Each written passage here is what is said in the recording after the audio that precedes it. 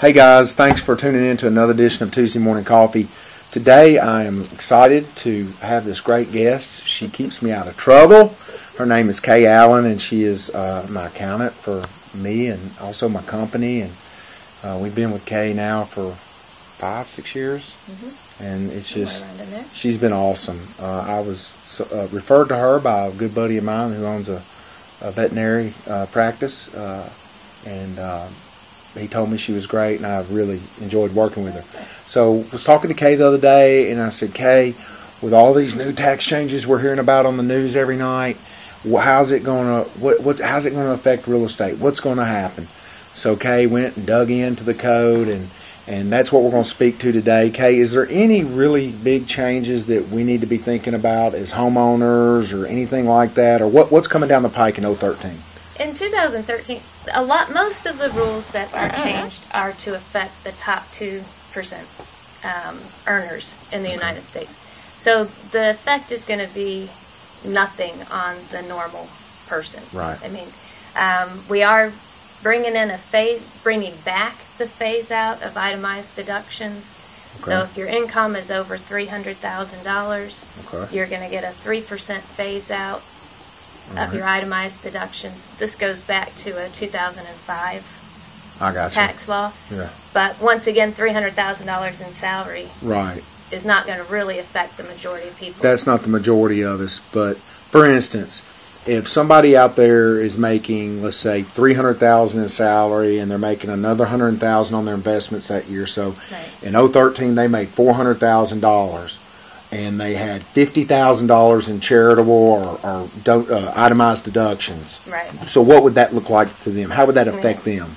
Technically, they have $100,000 that goes over the phase-out level. Okay. So 3% of that $100,000 is going to be $3,000. That's going to reduce their $50,000 to of itemized deductions. So they can only write off 47 opposed to 50. Right. So even on most folks, at that level, it really doesn't have a huge impact. And even at the upper levels, the IRS isn't going to let it go below 80% of your total itemized deductions. I gotcha. So you're still going to get 80%. So 80% worst case. Right. Even for the rich. Even for the rich. The ultra rich. Like tax the rich, baby. Yeah. Yeah. I'm if being rich with love, then I'm rich. You know. Well, thank you. That's good stuff. So. Really, when they talked about the mortgage interest deduction, they didn't phase it out completely as they spoke of. It could be kind of involved in this a little bit.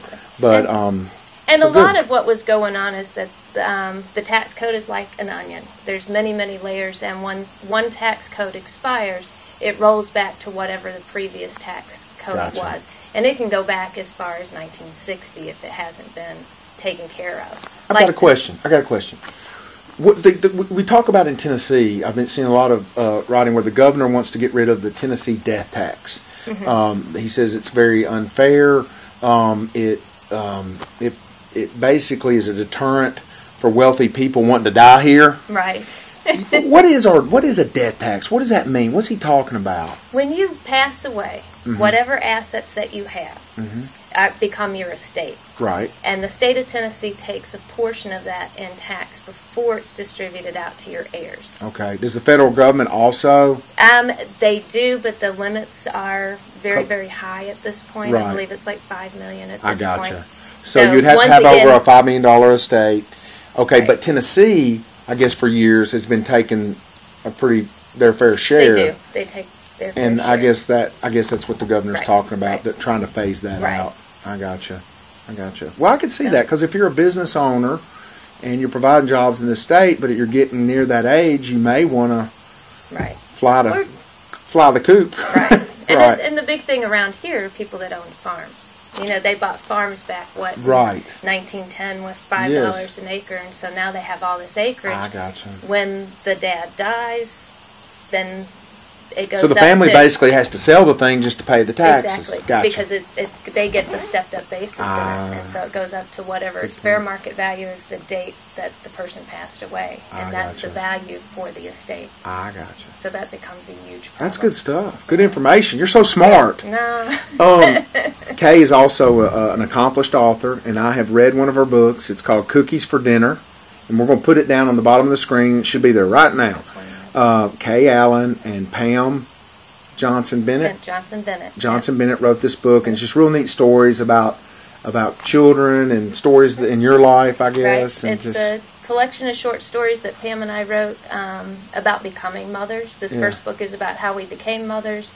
I had my children very young, and she adopted 2 children from Guatemala when she was in her mid-40s. Wow. So going through menopause and having newborn babies around was big fun. Yeah, oh man, that makes for some exciting stuff, let me tell you. Well, that's awesome. So not only is she pretty, but she's smart too. She can write, she can figure out this stuff. Go try to read some tax code later on if you want to have some fun. I mean, I don't understand it at all. But that's why I have good people like her. If you're a small business out there and need a good accountant, she's awesome. Thank you so much. Thank you. All right.